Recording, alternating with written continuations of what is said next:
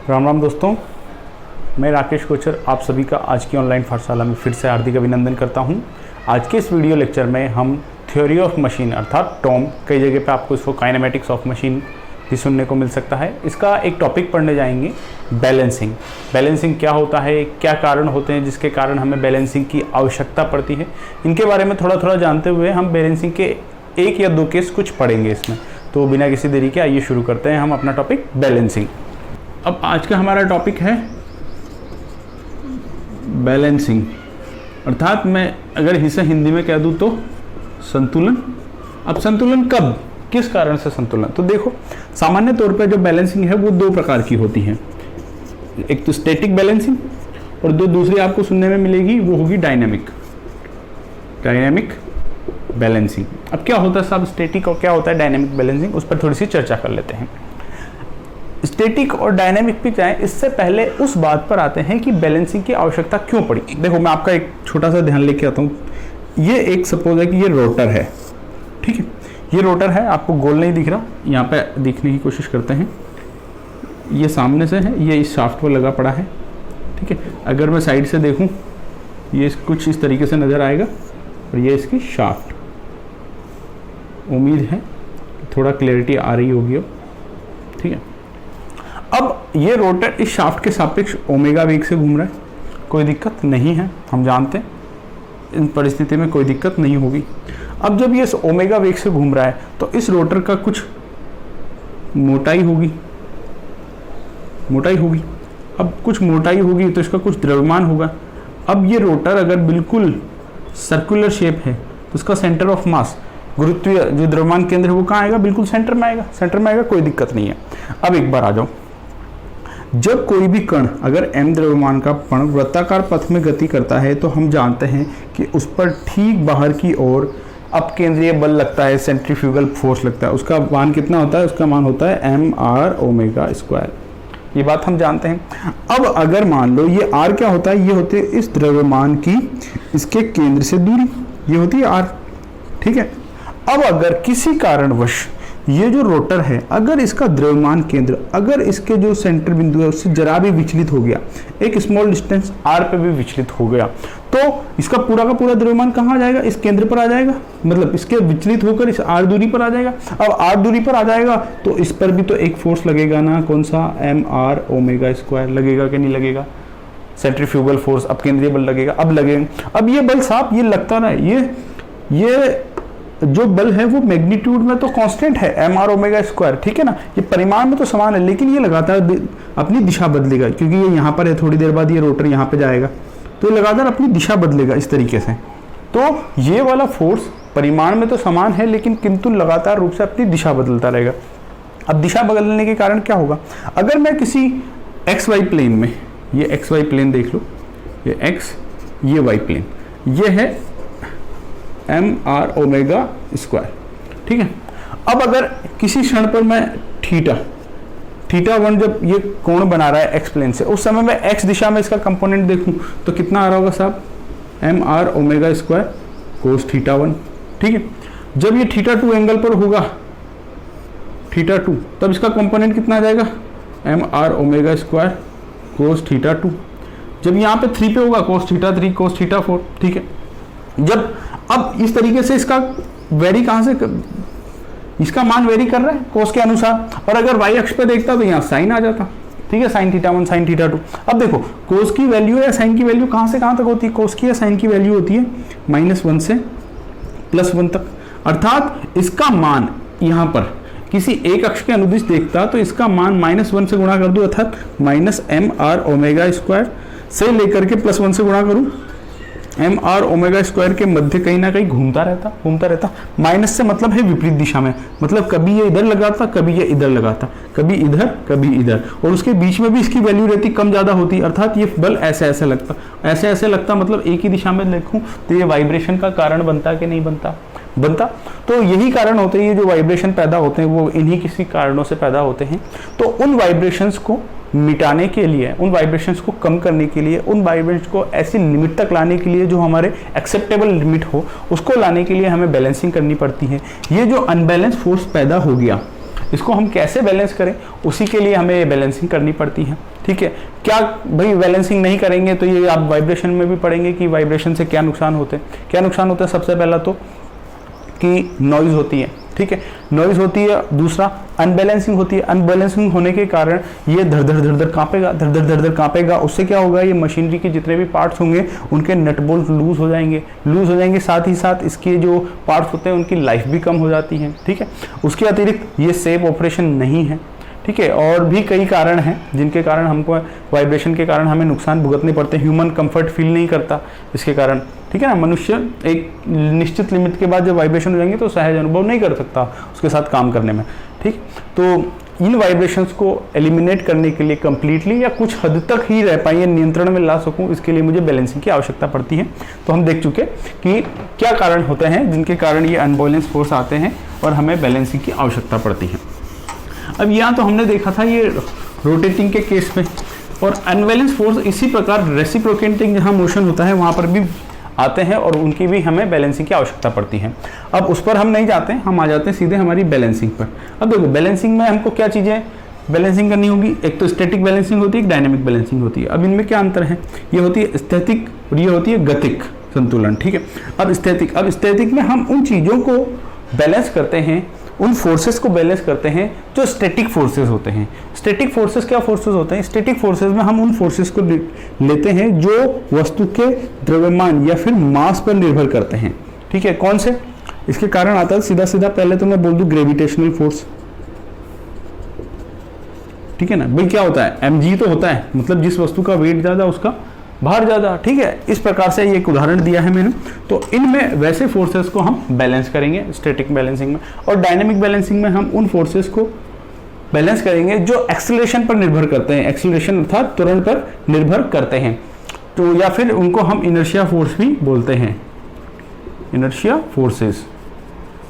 ठीक है, उनको बैलेंसिंग, ये वाली बैलेंसिंग कौन सी कहलाएगी, जिसमें इनर्शिया फोर्सेस को या एक्सेलरेशन पर डिपेंड करने वाले फोर्सेस को हम बैलेंस करेंगे, डायनेमिक बैलेंसिंग। कब क्या होगा, कैसे होगा, देख लेंगे हम। ठीक है, तो आइए अब हम सबसे पहले केस की ओर चलते हैं हमारे बैलेंसिंग के। ठीक है, मैं इसको रफ कर देता हूं। अब मित्रों, जो हमारा बैलेंसिंग का सबसे पहला केस है वो है balancing of a single rotating mass by a single another rotating mass in the same plane. अर्थात एक घूमते हुए द्रव्यमान का उसी तल में किसी अन्य घूमते हुए द्रव्यमान द्वारा बैलेंस करना। ठीक है, इस केस को समझते हैं। देखो इधर मैं चित्र बना देता हूं। ये m1 द्रव्यमान है, m1 द्रव्यमान, ये इस तल में घूम रहा है।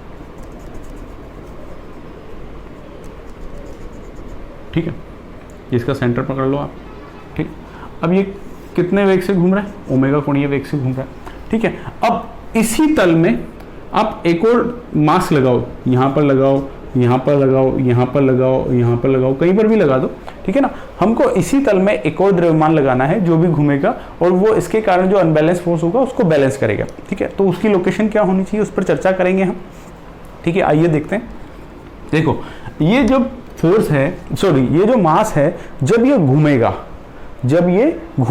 तो इस पर क्या लगेगा, सेंट्रीफ्यूगल फोर्स। सेंट्रीफ्यूगल फोर्स कब कहाँ लगता है, हमेशा बाहर की दिशा में, अपकेंद्रीय बल, और उसका मान कितना होता है, m, तो यहाँ पे m1 है, r, इसकी त्रिज्या r1 बोल दूँ, r1 ओमेगा स्क्वायर, इतना ही होता है, कोई आपत्ति नहीं है। अब आप मुझे बताओ कि एक फोर्स है ये वाला m r ओमेगा स्क्वायर 1 अब इस फोर्स को बैलेंस करने के लिए कोई दूसरा फोर्स चाहिए, तो उसकी दिशा क्या होनी चाहिए, उसकी दिशा ठीक इसके विपरीत होनी चाहिए, इसके ठीक विपरीत होनी चाहिए। मतलब जो दूसरा आप मास कहीं पर भी लगाओगे, दूसरा द्रव्यमान, वो ठीक इसके विपरीत दिशा में इस लाइन में कहीं लगाओ। क्यों, क्योंकि तभी तो उस पर जो अपकेंद्रीय बल लगेगा वो इसका विरोध कर पाएगा। अन्यथा मैं किसी भी और कोण पे लगा दूं तो ये इसको 100% कैंसिल थोड़ी ना कर पाएगा। भाई इसका एक कंपोनेंट इधर आके ये तो इसको कैंसिल कर देगा, लेकिन फिर इसका ये दूसरा कंपोनेंट ये खुद अनबैलेंस कर लेगा इस सिस्टम को। तो इसको कंप्लीटली बैलेंस करने के लिए इसके ठीक विपरीत दिशा में मुझे दूसरा द्रव्यमान लगाना पड़ेगा, ताकि उसका अपकेंद्रीय बल ठीक इसके विपरीत दिशा में हो। तो ये कहानी समझ में आ गई। तो हमको दिशा का तो भान हो गया कि जो दूसरा घूमता हुआ द्रव्यमान आएगा, रोटेटिंग मास आएगा बैलेंसिंग के लिए, वो कहाँ आएगा, इसके ठीक 180 डिग्री पर आएगा, इसके ठीक विपरीत दिशा में आएगा। ठीक है साहब। अब उसको कितनी दूरी पर लगाना है, क्या लगाना है, उसके बारे में थोड़ी चर्चा कर लेते हैं। इसको रफ कर देता हूं। तो मित्रों, अब तक हम केवल इतना जान पाए थे कि ये एक m1 मास है, ठीक है, जो घूम रहा है केंद्र से r1 दूरी पर, ठीक है। ये इसकी त्रिज्या का एक सर्कल बना लेते हैं, ठीक। अब हम इतना समझ गए थे कि जो इसको बैलेंस करने के लिए जो दूसरा फोर्स वो मास लगाया जाएगा वो इसके ठीक विपरीत दिशा में लगाया जाएगा। अब वो यहाँ पे लगाऊं, यहाँ पे लगाऊं, यहाँ पे लगाऊं या फिर आगे कहीं लगाऊं, इस बात का हम अंदाजा कैसे लगाएंगे, ठीक है। तो इस बात का अंदाजा लगाने के लिए मैं एक बार के लिए मान लेता हूँ, एक बार के लिए मैं मान लेता हूँ कि मैंने यहाँ पे लगाया, मैंने लगाया नहीं, एक बार के लिए मैं मान लेता हूँ। इस बात पर मैं फिर से दोबारा आऊँगा। ये मैंने m2 मास लगाया, दूसरा कितनी दूरी पर साहब, ये मैंने लगाया r2 दूरी पर केंद्र से, ठीक है। ये चल रहा है ओमेगा से, ठीक है, कोई दिक्कत नहीं है। अब मुझे आप बताओ कि इस पर कितना फोर्स लगेगा, इधर लगेगा m/r ओमेगा स्क्वायर, ठीक बात है। और इस पर कितना लगेगा इधर की तरफ, जब ये भी घूमेगा तो इधर लगेगा m2r2 ओमेगा स्क्वायर, ठीक है। अब बैलेंसिंग के लिए ये फोर इसको नेगलिफाई करे, मतलब एक दूसरे को ये निरस्त करे, मतलब इनका मान आपस में बराबर होना चाहिए। दिशा तो हम देख चुके हैं विपरीत है, तो बैलेंसिंग के लिए क्या होना चाहिए, F1 बराबर F2 होना चाहिए। इसको F1 बोल दो, इसको F2 बोल दो, ठीक है। तो ये बराबर होना चाहिए, तो बराबर इसका मान कितना है, m1r1 ओमेगा स्क्वायर, किसके बराबर होना चाहिए, m2r2 ओमेगा स्क्वायर के, ठीक है। ओमेगा स्क्वायर तो आपस में कट गए, क्या आया, m1r1 बराबर m2r2। देखो ये एक महत्वपूर्ण रिजल्ट है। ये महत्वपूर्ण रिजल्ट क्यों है, आपको m और r तो पता है, m और r पता है, ठीक है। अब आपको मैं जो बात बोल रहा था ना कि m2 मास कहाँ लगाएं, यहाँ पे लगाएं, यहाँ पे लगाएं, यहाँ पे लगाएं, यहाँ पे लगाएं, वो निर्धारित होगा कि कितनी दूरी पर लगाया जाना है। देखो हमको m और r के गुणनफल के बराबर m2 और r2 का गुणनफल चाहिए। तो अगर प्रश्न में वो आपको बोलता है कि आप 50 सेंटीमीटर की दूरी पर लगाओ, तो आपके पास एक चीज निर्धारित हो गई ना, r2। तो आप r2 को किससे गुणा करोगे कि उनका गुणनफल m1 r1 के बराबर आ जाएगा। आप सीधा m2 निकाल सकते हो। m2 कैसे आ जाएगा, यहाँ पे m1 r1 अपॉन r2 बराबर m2 आ जाएगा ना। तो मतलब आपको इन दोनों में से कोई ना कोई एक चीज वो प्रश्न में देगा कि इतनी दूरी पर कितना द्रव्यमान लगाया जाए कि ये संतुलन में आ जाए, स्थितिक संतुलन में आ जाए। या फिर वो बोलेगा कि मेरे को 2 किलो के मास से संतुलन करना है, तो बताओ कितनी दूरी पर लगाया जाए। तो आपके पास ये दे दिया सपोज 2 kg, तो आप R2 को नीचे ले जाके अपना M2 को नीचे ले जाके आप अपना R2 निकाल सकते हो। यहाँ पे इस केस में कैसा आ जाएगा, R2 बराबर m1 r1 अपॉन m2। तो ये प्रश्न के अनुसार, आवश्यकता के अनुसार हम निकाल लेंगे। जो हमारा महत्वपूर्ण रिजल्ट था, स्थितिक अवस्था में हम संतुलन कैसे करेंगे, वो क्या था, m1 r1 बराबर m2 r2, m1 r1 बराबर m2 r2, m1 r1 बराबर m2 r2, ठीक है। अब वो प्रश्न में आपको देगा, इसके कुछ क्वेश्चंस भी हम देख लेंगे। तो हमने इसमें क्या देखा, अब देखो ये हम सामने से देख रहे हैं, ये है रोटेटिंग शाफ्ट, ठीक है। ये आर पार इस तरीके से, अगर मैं इसको साइड से देखूंगा तो इसको मैं साइड व्यू दिखाऊं तो ये मुझे कैसे कुछ ऐसे दिखेगा। ये एक मास लग रहा है m1, ये इसका केंद्र, ठीक, ये शाफ्ट गुजर रही है, और ये दूसरा मास लग रहा है m2। ये r2 डिस्टेंस पे है और ये इधर r1 डिस्टेंस पे है, ठीक है। अगर मैं साइड से दिखूंगा तो मुझे एक लाइन दिखेगी ये, ठीक है। नहीं, सामने से देख रहा हूँ इसलिए मुझे ऐसा दिख रहा है, तो ठीक है। तो ये हमने क्या देखा, balancing of a single rotating mass by another rotating mass rotating in same plane. मतलब एक घूर्णन में एक द्रव्यमान का उसी तल में दूसरे घूर्णित द्रव्यमान द्वारा संतुलन कैसे किया जाए, ये हम केस 1 देख चुके हैं। हमारा ये क्या था, केस 1 था। तो अब हम देखते हैं केस 2, ठीक है। तो इसको मैं रफ कर देता हूं। अब हमारा जो बैलेंसिंग का अगला केस है, उस केस के भी 2 केस होंगे, ठीक है। मैं आपसे एक बार चर्चा कर लेता हूं। हमारा अगला केस क्या है, balancing of a single rotating mass by two different rotating mass rotating in different planes. मतलब मैं हिंदी में एक बार उसको कहूं कि एक घूमते हुए द्रव्यमान का दो अन्य तलों में, दो अन्य सेपरेट एक ही तल में नहीं, 2 अन्य तलों में घूमते हुए द्रव्यमान द्वारा संतुलन, ठीक है। अब क्या है, balancing of a single rotating mass by two different rotating masses rotating in different planes।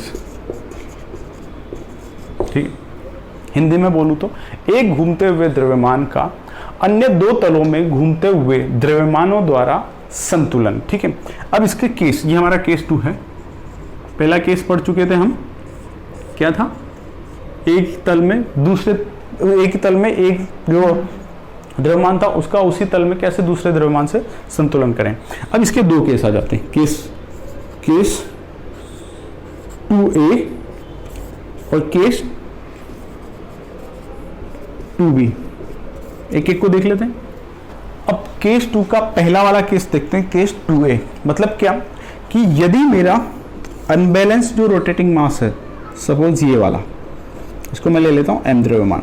ठीक है, अगर ये जो हमारे बाकी के दो मासेस आएंगे रोटेटिंग जो इसको बैलेंस करेंगे, अगर इसकी लोकेशन उन दोनों के मध्य में हो, अर्थात एक इधर हो m1 जो बैलेंस करने वाला मास आएगा और दूसरा मास इधर हो मेरा m2, तो ये दोनों के बीच में आ गया ना, तो केस पहला तो ये वाला होगा। और दूसरा केस क्या होगा, यदि मेरा जो अनबैलेंस मास है कहाँ पे, ये ले लो m, इसकी लोकेशन जो बैलेंस करने वाले जो दो मासेस आएंगे उनके एक तरफ हो, या तो वो दाईं तरफ आ जाए या फिर वो बाईं तरफ आ जाए, मतलब ये बीच में ना हो। मतलब रोटेटिंग मासेस मेरा सपोज मान लो m1 यहाँ पे आ गया और m2 दूसरा वाला यहाँ पर आ गया, तो ये बिल्कुल सेपरेट चला गया ना, तो ये वाला केस है। तो इसमें दो केस क्या है कि या तो मेरा अनबैलेंस जो मास है वो बीच में आ जाए या वो मास हमारा एक तरफ आ जाए। तो ये दो केसेस हैं, हम दोनों पर एक एक करके चर्चा करेंगे।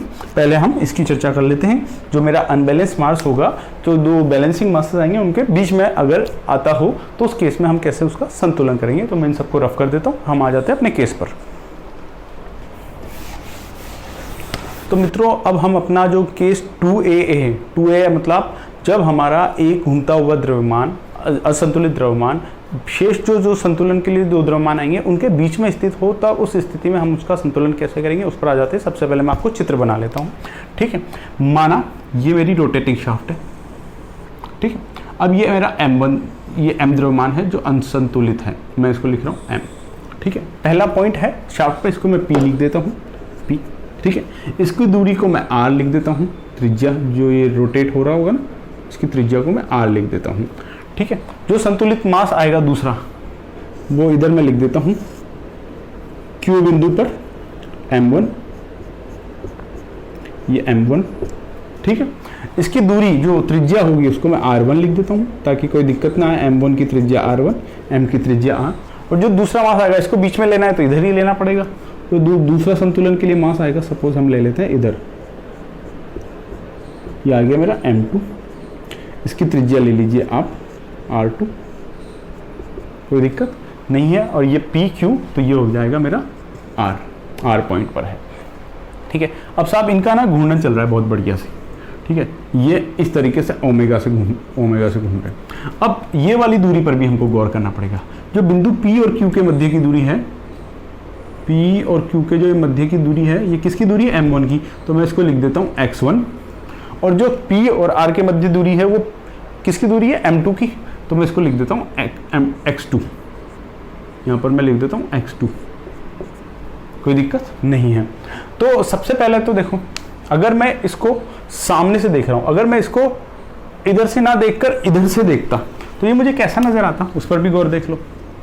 ये तो होती मेरी रोटेटिंग शाफ्ट और ये होता मेरा ये m1 मास, ये m मास होता। ठीक है, r दूरी पर, कोई दिक्कत नहीं है, r दूरी पर m मास होता। और इधर ये ठीक विपरीत दिशा में, यहाँ मुझे m1 नज़र आता, कितनी दूरी पर, r1 दूरी पर, कोई दिक्कत नहीं है।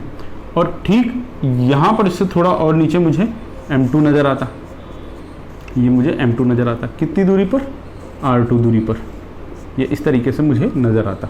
ये मेरी रोटेटिंग शाफ्ट है, ये यहाँ पर ओमेगा से घूम रहा है। ठीक है, अगर मैं इसको इस तरफ से देखता था, अब मुझे बैलेंसिंग करनी है। अब इस पर कौन से फोर्स लग रहे होंगे सब, जब ये घूम रहा है तो इस पर सेंट्रीफ्यूगल फोर्स लगेगा, अब केंद्रीय बल सब पे लगेगा, बाहर की ओर लगता है, तो इस पर कितना बल लगेगा, इस पर जो अब केंद्रीय बल लगेगा उसको मैं F बराबर mr² लगेगा, और इस पर लगेगा F1, और यहाँ पर इस पर लगेगा F2, इस पर कितना लगेगा m1r1 और इस पर कितना लगेगा m2r2 कोई दिक्कत नहीं है। अब संतुलन के लिए ये इन दोनों बलों का योग इसके बराबर होना चाहिए कि नहीं होना चाहिए। तो मैं लिख सकता हूँ कि संतुलन के लिए पहली कंडीशन जो है वो F बराबर F1 प्लस F2 लिख सकता हूँ। ठीक है साहब, कोई दिक्कत नहीं है, लिख दो mr² बराबर m1r1 plus m2r2 omega cut गया, क्या आ गया mr बराबर m1r1 प्लस m2r2। इसको ले दो समीकरण नंबर 1 नाम दे दो इसको। यहाँ तक कोई आपत्ति नहीं है, कोई दिक्कत नहीं है। इस चित्र की आवश्यकता नहीं है, कन्फ्यूजन पैदा करेगा, हमें समझने के लिए आवश्यकता थी, मैंने समझा दिया। मैं इसको फिलहाल रफ कर रहा हूँ, थोड़ा स्पेस हो जाएगा, खुली खुली सी जगह नजर आएगी।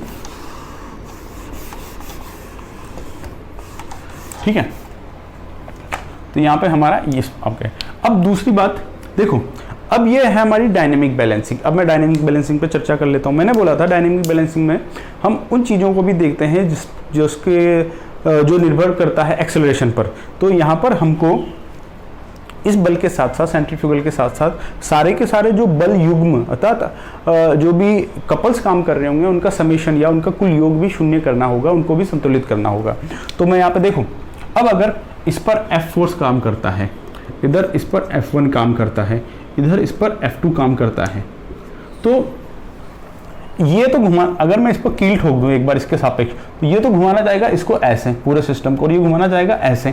तो ये सिस्टम ऐसा के ऐसा ही रहे, ना तो ये ऊपर जाए ना नीचे जाए। इसके लिए क्या होगा कि किसी बिंदु के सापेक्ष इनके समस्त आघूर्णों का योग शून्य होना चाहिए, तभी ये कपल एक दूसरे को बैलेंस कर रहे होंगे। तो मैं सबसे पहले बिंदु Q के सापेक्ष आघूर्णों का योग शून्य करता हूँ, ठीक है ना। तो आघूर्ण संतुलन के लिए चाहे तो आप लिख दो ना, आघूर्ण संतुलन के लिए, कपल बैलेंसिंग के लिए, ठीक है ना, बिंदु Q के सापेक्ष, बिंदु Q के सापेक्ष, ठीक है। देखो बिंदु Q के सापेक्ष इसका तो कोई टॉर्क आएगा नहीं, क्योंकि ये F1 फोर्स तो इसी बिंदु से गुजर रहा है, तो ये तो जीरो हो जाएगा।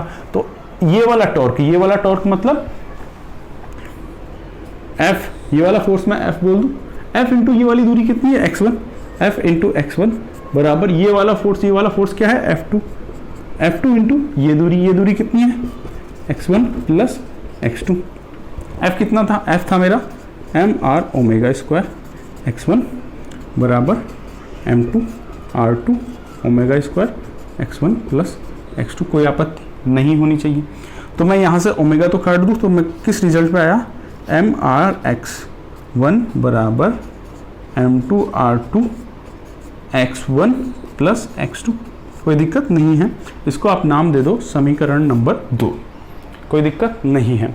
अब जैसे हमने ये बिंदु Q के सापेक्ष आघूर्ण निकाला ना, ऐसे ही एक बार हम बिंदु R के सापेक्ष आघूर्ण निकालते हैं। क्यों निकालते साहब, देखो क्या कारण है कि हमको क्या क्या मालूम नहीं है।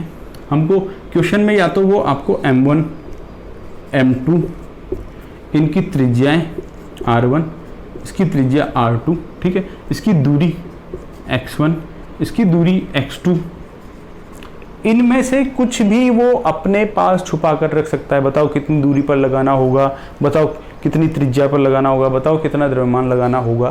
तो हमारे पास आमतौर पर 3 अननोन रहेंगे, और 3 अननोन को सॉल्व करने के लिए हमको 3 इक्वेशन चाहिए। तो अभी तक हमको कितनी इक्वेशन मिली, 1 और 1 2। तो अब हम एक तीसरी इक्वेशन और निकालते हैं। आमतौर पर उसकी ज़रूरत पड़ेगी, नहीं पड़ेगी तो अच्छी बात है, पर जो तीसरी इक्वेशन क्या मिलती है हम वो भी निकाल लेते हैं, ठीक है। मैं इसको रफ कर देता हूँ, हम अपनी तीसरी इक्वेशन की ओर आ जाते हैं।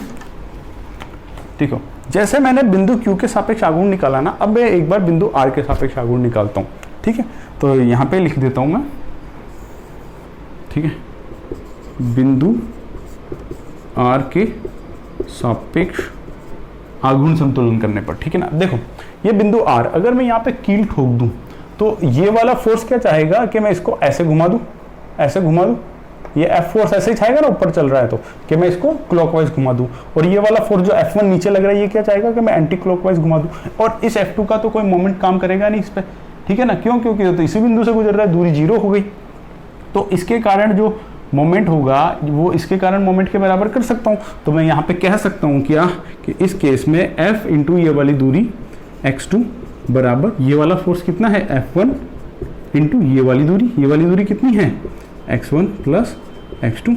अब इसको सॉल्व कर लो, mr ओमेगा स्क्वायर x2 बराबर m1 r1 omega square x1 plus x2, ये ओमेगा स्क्वायर कट गया तो m r x2 बराबर m1 r1 x2 plus x1 plus x2।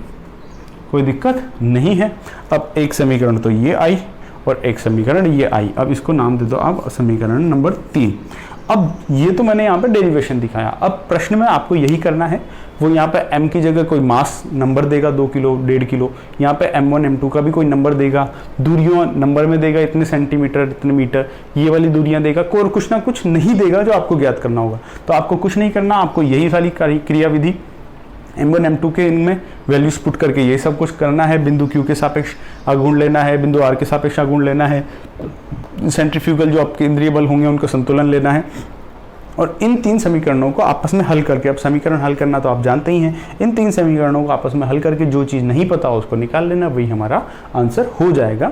तो इसमें कुछ नहीं है, इसमें जो बेसिक कॉन्सेप्ट था वो क्या था कि सबसे पहले तो हम क्या करेंगे, जो अपकेंद्रीय बल होंगे ये वाला F बराबर इन दोनों के योग के बराबर होगा, समीकरण नंबर 1 आ जाएगी। फिर दूसरा क्या करेंगे, हम किसी एक बिंदु के सापेक्ष जो बाकी के कपल होंगे उनका योग 0 करेंगे, दूसरी समीकरण आ जाएगी। फिर किसी दूसरे बिंदु के सापेक्ष बाकी के कपल का योग 0 करेंगे, आघूर्णों का योग, तो ये तीसरी समीकरण आ जाएगी।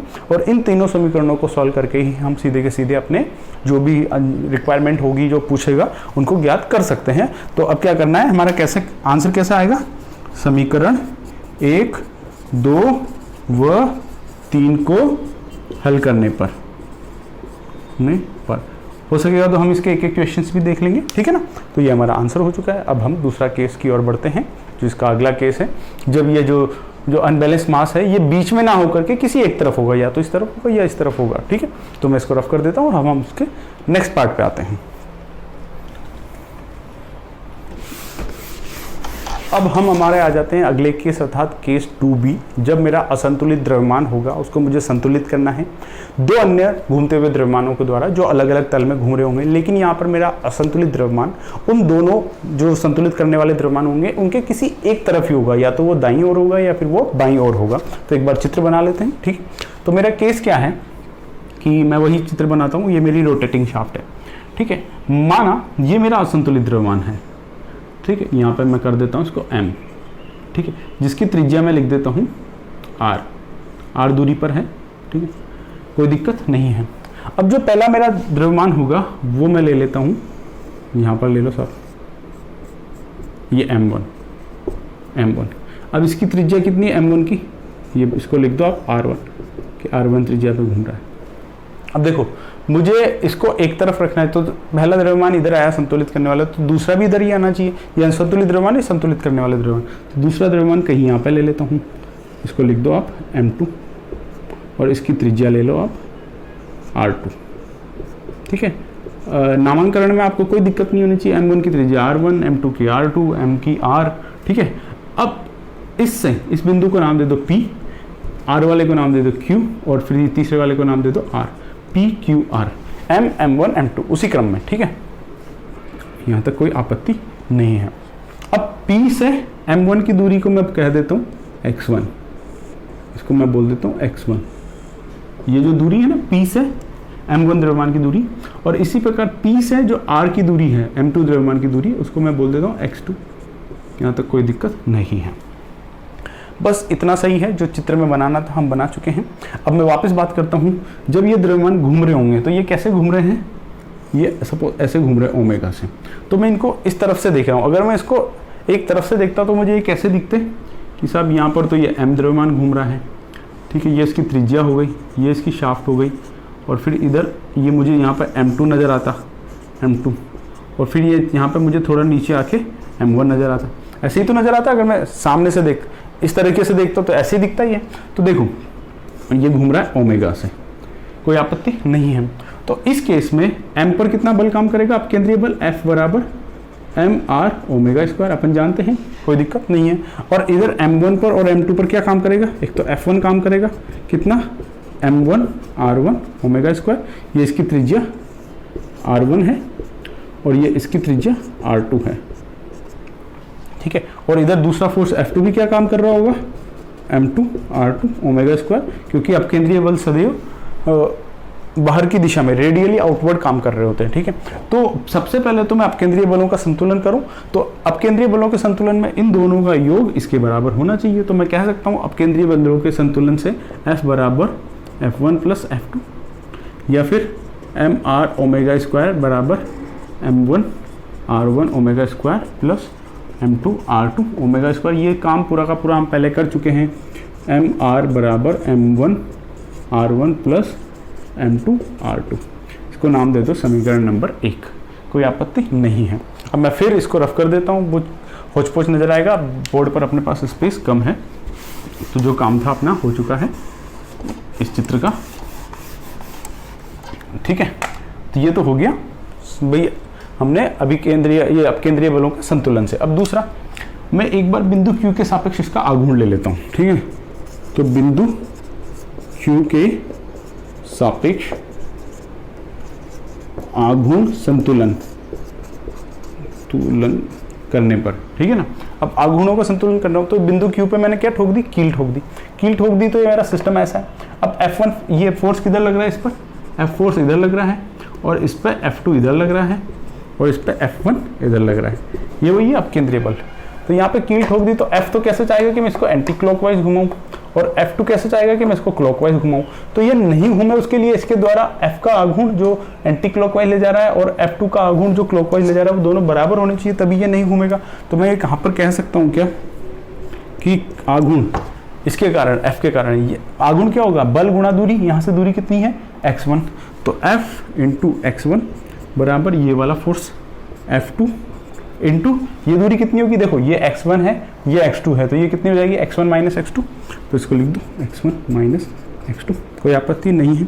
अब इसको लिख दो mr ओमेगा स्क्वायर x1 बराबर m2 r2 omega square x1 minus x2, कोई आपत्ति नहीं है। ओमेगा स्क्वायर गया तो mr x1 बराबर m2 r2 x1 minus x2, इस पर आ गया, इसको नाम दे दो आप समीकरण नंबर 2, कोई आपत्ति नहीं है। तो जो काम हमने यहाँ पे किया था वही काम, जैसे बिंदु Q के सापेक्ष आघूर्ण लिया था, अभी संतुलन करे थे सारे के सारे बल युग्म, इसी प्रकार बिंदु R के सापेक्ष, तो यहाँ पे लिख दो एक बार फिर, बिंदु R के सापेक्ष आघूर्ण संतुलन करने पर, आघूर्ण संतुलन करने पर क्या आएगा, एक बार देख लेते हैं हम। देखो बिंदु R के सापेक्ष मतलब मैंने यहाँ पे कील ठोक दी, तो मतलब मेरे को ये ऐसे चाहिए, ये हिलना नहीं चाहिए। अब इसको F कैसे चाहेगा कि मैं इसको एंटी क्लॉकवाइज घुमा दूं, लेकिन इसको F1 भी कैसे चाहेगा कि मैं भी इसको एंटी क्लॉकवाइज घुमा दूं। भाई F भी उधर ले जाना चाह रहा है और F1 भी इधर ले जाना चाह रहा है, तो मतलब इन दोनों के युग्मों का योग शून्य होना चाहिए। अब वो कैसे शून्य होगा वो देख लेते हैं अपन। अब देखो मैं इनको फिर से संतुलन कर रहा हूँ, मतलब समस्त आघूर्णों का योग शून्य होना चाहिए, या फिर ये आघूर्ण और ये आघूर्ण आपस में बराबर होना चाहिए, विपरीत होने चाहिए। तो मैं इसके कारण आघूर्ण जो लगेगा और वो जो इसके कारण आघूर्ण लगेगा उसको बराबर कर देता हूँ। तो इसके कारण आघूर्ण, देखो यहाँ से आघूर्ण क्या होगा, बल इंटू उसकी दूरी, तो बल क्या है F और उसकी दूरी क्या है x2, तो मैं यहाँ लिख दूँ F इंटू x2 बराबर दूसरा बल इंटू उसकी दूरी, दूसरा बल क्या है F1 इंटू उसकी दूरी क्या है, अब देखो x2 x1, तो ये कितनी हो जाएगी x1 minus x2, x1 minus x2, ठीक है।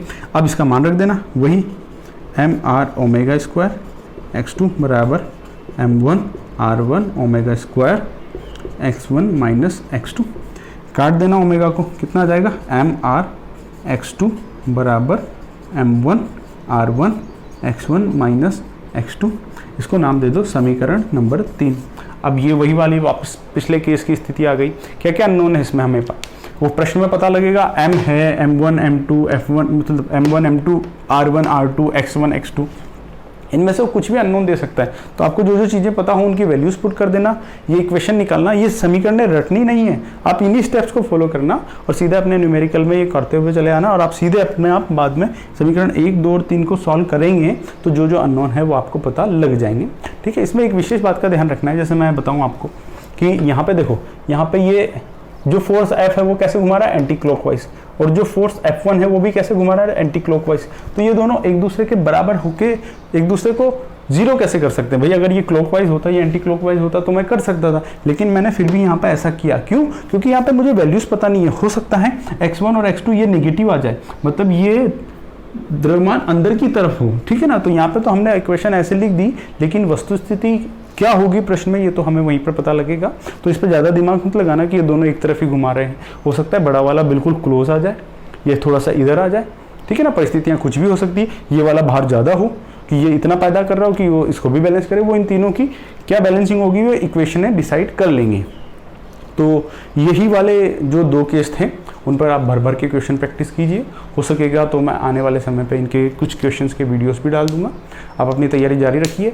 इनके ये जो केसेस मैंने पढ़ाए हैं, इनके जो नोट्स हैं, उसका PDF लिंक भी मैं आपको इस डिस्क्रिप्शन बॉक्स में दे दूंगा इस वीडियो के। आप वहाँ जाकर उसको पढ़ सकते हैं, अपनी तैयारी जारी रख सकते हैं।